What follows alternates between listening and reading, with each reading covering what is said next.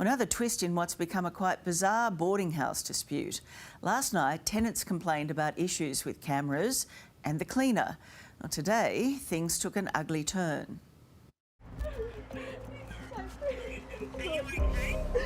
Then he's marched up to my room. It's the boarding house where things have gone from bad to worse. I just want to live peacefully and they're just making it as hard as possible. Last night, Grace spoke out about issues with cameras. It's just unnecessary, the amount of surveillance. Then she was issued an eviction notice to vacate the property by tonight.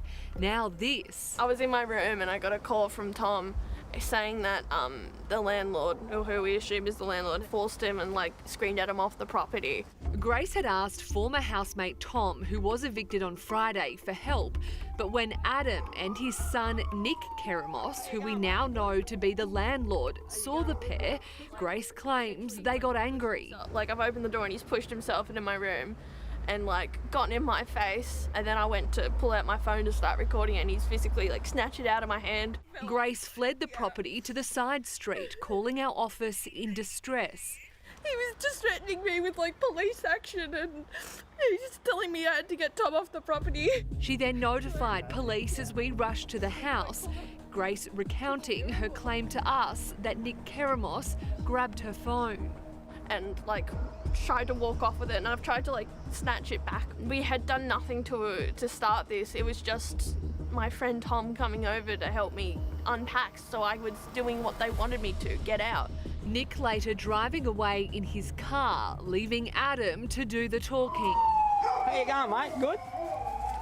Are you going good, mate? He's not holding it in your face. You don't need to well, hold I it don't in care. ours. Well, I want to see you too. What happened with Grace this afternoon? Well, what happened to her? She said someone grabbed her phone. Really?